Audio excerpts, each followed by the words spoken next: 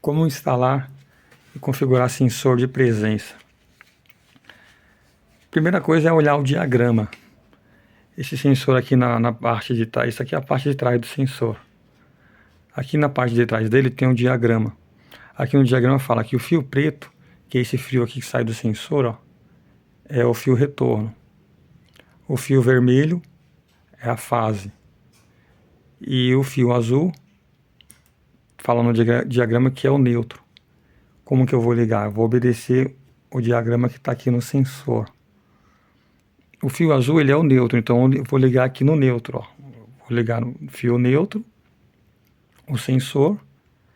Ele fala que o vermelho é a fase. Aqui o vermelho eu liguei na fase, aqui é a fase. Aqui é o fio da rede, aqui é o neutro da rede, aqui é a fase da rede. Então o vermelho eu joguei na rede e ele diz que o fio preto é o retorno. Retorno é o fio que vai para a lâmpada.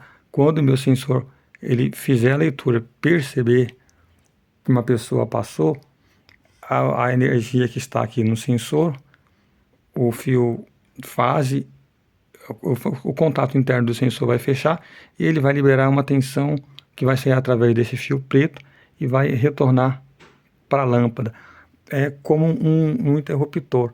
Para acender um interruptor, você precisa que a pessoa pressione o botão do interruptor. Quando a pessoa pressiona o botão do interruptor, o fio fase que está ligado no interruptor, assim como no sensor, ele vai, através do retorno, alimentar a lâmpada. Aqui no sensor, eu não preciso que uma pessoa pressione o botão, eu preciso que uma pessoa passe, o sensor faça a leitura e, através do retorno, ele acenda a lâmpada. Então, se você sabe ligar um interruptor, a lógica de funcionamento é a mesma. Eu já tenho fio neutro na lâmpada, assim como no interruptor também. Eu tenho a minha fase no sensor, como se fosse no interruptor, percebeu, mandou sinal pelo retorno, a lâmpada vai acender. E esse é o meu neutro que alimenta o sensor. O sensor ele tem algumas configurações que você vai configurar aí conforme a sua necessidade. Nesse caso, esse sensor, eu não encontrei esses ajustes, mas eu tenho um modelo aqui que eu vou substituir. Aqui é a configuração de tempo. Você pode configurar quanto tempo a lâmpada ela fica acesa. Aqui ele tem a configuração para 1 minuto, para 3 minutos e 20 minutos, dependendo da sua necessidade. Você coloca o tempo aí. Outro ajuste que esse sensor aqui tem é o ajuste de fotocélula. Se eu tirar esse jumper aqui, ó, eu estou desligando a fotocélula. Se eu ligar, eu estou ligando, eu coloco o jumper, eu estou ligando a função de fotocélula. A fotocélula é o quê? O sensor, eu não preciso, em algumas situações, que ele funciona de dia. Por quê? Porque eu já tenho luz, eu tenho iluminação no local. Então, eu coloco a função fotocélula. A fotocélula é como funciona a iluminação pública, a luz do poste. Tem uma fotocélula lá em cima que, quando chega à noite, ele funciona e a lâmpada do poste acende. Porém, de dia não vai acender. Esse sensor ele tem essa função. De dia ele não vai funcionar. Ele vai funcionar somente à noite.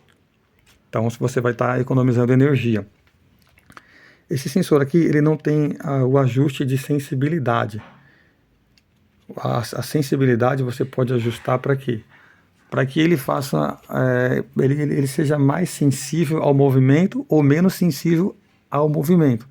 Dependendo do local de instalação, aí você vai estar fazendo aí o ajuste de sensibilidade. Então, relembrando, é bem simplesinho, só acompanhar o diagrama. Aqui na capinha do sensor já diz tudo, olha, é volts, de 100 a 240 volts. Tá? Se seguir o diagrama aqui, não tem como errar. Eu vou alimentar o sensor aqui. Ele está desligado porque eu estou gravando o vídeo. Olha lá, eu já liguei o sensor. Então, esse sensor aqui, ele não tem o ajuste de tempo, não tem a sensibilidade, não tem ajuste de fotocélula. Então, dependendo para que você for utilizar, esse sensor já não seria o ideal, né?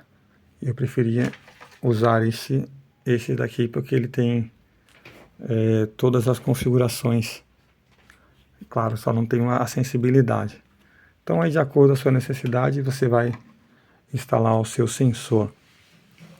Antes de comprar o sensor, você precisa saber qual é o raio que ele alcança, qual é a distância. Por quê? Vamos supor que você vai colocar o sensor na escada. Não adianta o sensor acender assim que a pessoa estiver debaixo dele. Nesse caso, você precisa substituir o sensor por um sensor que tem um alcance maior. Então, às vezes, a pessoa vai fazer uma instalação, aí acaba o sensor não funcionando de acordo com aquilo que o cliente deseja. Tem um sensor específico para teto, tem um sensor específico para escada. Antes de comprar o sensor, é bom você ver aí se o sensor ele vai atender a necessidade do local em que vai ser instalado. Então é assim, bem simplesinho para instalar aí o sensor de presença.